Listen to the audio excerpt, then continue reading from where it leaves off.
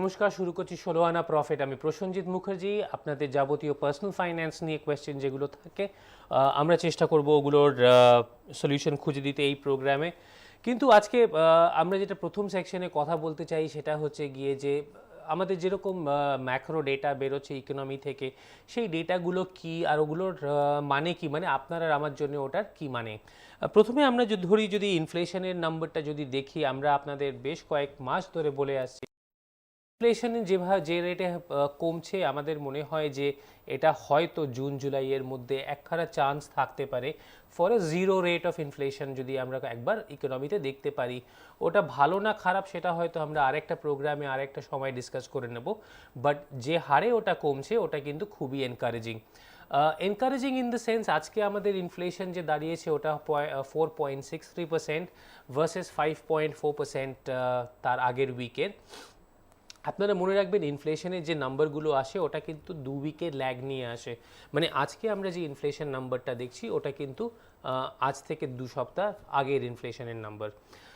এই যে 4.6 নাম্বারটা ইনফ্লেশনে 4.6% ইনফ্লেশন আছে, এটার আমাদের কিভাবে এফেক্ট করে কমছে সেটা আমরা সব জায়গাতেই দেখতে পাচ্ছি। আপনারা রাস্তায় বেরোলে দেখবেন সেল চলছে, অজস্র জায়গায় সেল চলছে, আর সেল ছাড়া প্র্যাকটিক্যালি কিছু চলছে না। কিন্তু আমরা যেটা দেখছি না সেটা হচ্ছে কিন্তু ইন্ডাস্ট্রিয়ালেও কিন্তু প্রচুর সেল হচ্ছে।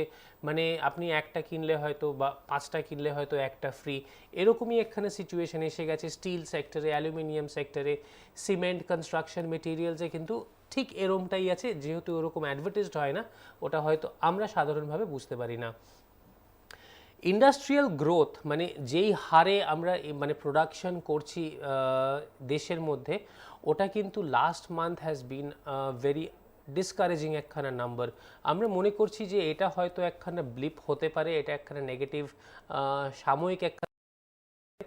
আমরা খুবই আশাবাদ যে এই যে এই যে খারাপ নিউজ ইন্ডাস্ট্রিয়াল থেকে এসছে এই মাসে, যে আমরা 2% ডাউন অন ইন্ডাস্ট্রিয়ালস, এটা হয়তো শিগগিরই নিজেকে রেকটিফাই করে হয়তো একটা পজিটিভের দিকে যাবে। আর যত থার্ড কোয়ার্টার শেষ করে আমরা যত ফোর্থ কোয়ার্টারের দিকে যাচ্ছি, মানে final quarter of the fiscal, আমরা ভীষণ আশাবাদ যে এইটা হয়তো আরেকটু বেশি মাত্রায় আরও একটু বেশি পজিটিভ দিকে এগোবে। হোয়াট এভার আমাদের কাছে গভর্নমেন্টের হাতে কি আছে, এই যে ইনফ্লেশন যে কমে গেল, গভর্নমেন্ট এখন বলতে পারে যে দেখো আমাদের যেহেতু ইনফ্লেশন একটু কমে গেছে, তার জন্য হয়তো আমরা ইন্টারেস্ট রেট কমিয়ে দিতে পারি।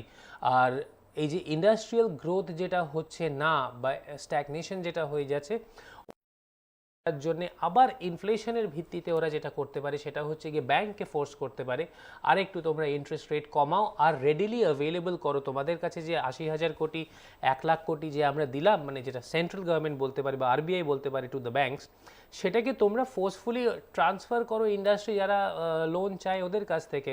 কারণ আমাদের দেশে পুরো নয়, মানে সারা পৃথিবীতে এই যে ইন্ডাস্ট্রিয়াল মানে একটা মেকানিজম দাঁড়িয়ে রয়েছে, একখানা সুপারস্ট্রাকচার যেটা দাঁড়িয়ে রয়েছে, সেটাকে কিন্তু সাস্টেন করছে ক্রেডিট মানে ব্যাংক কত তাড়াতাড়ি পয়সা দিচ্ছে বা ফাইন্যান্সিয়াল ইনস্টিটিউশন কত তাড়াতাড়ি পয়সা দিচ্ছে, বা হয়তো মার্কেট থেকে কত রেডিলি আমরা কিছু টাকা অ্যাভেলেবল মানে করতে পারি। তো এই যে পুরো জিনিসটা, এই পুরো সিস্টেমটা, that is revival of industry. যে এটা বলাই বাহুল্য যে এই লেন্ডিং প্রসেসটা যদি আমাদের খুব তাড়াতাড়ি রিভাইভ না হয়, তাহলে কিন্তু ইন্ডাস্ট্রিয়াল ফিগারটা আরও খারাপ হতে থাকবে। কনজামশন ফ্ল্যাগ ডাউন করবে, প্রোডাকশন ফ্ল্যাগ ডাউন করবে, হয়তো আমরা একটা স্ট্যাগনেন্ট ইনফ্লেশন মানে স্ট্যাগফ্লেশন একখানা সিচুয়েশনে পৌঁছে যাব। সেটা কিন্তু ইকোনমির জন্য একেবারেই ভালো নয়। হাউএভার আমরা প্রোগ্রামে শুরু করলাম, আমরা এক্সপেক্ট করছি মার্কেটসের যে একখানা 9,400 লেভেলসে 9,600 লেভেলসের মধ্যে হয়তো ঘোরাঘুরি করবে।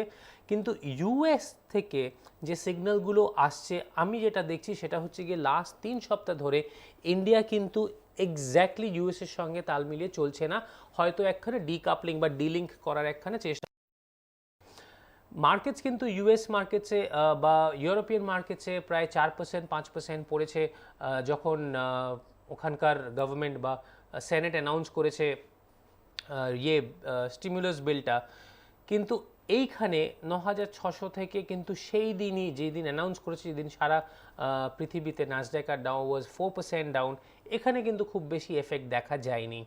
আমি খুবই আশাবাদ যে হয়তো এই ডিকাপলিংয়ের প্রসেসটা, ডিলিঙ্কের প্রসেসটা আরও স্টিম গ্যাদার করবে, আরও মোমেন্টাম গ্যাদার করবে, আর আগামী দিনে হয়তো আমাদের এই নাসড্যাক ডাউয়ের সঙ্গে সারাক্ষণ তাল মিলিয়ে চলতে নাও হতে পারে। আপনারা আমাদের স্ক্রিনে যে নম্বরটা দেখছেন, আপনারা আমাদের ফোন করুন। আমাদের ইতিমধ্যে অলরেডি কলার চলে এসেছেন, কিন্তু আমরা ফিরে আসবো আপনাদের নিয়ে একটা ব্রেকের পর। কোথাও যাবেন না।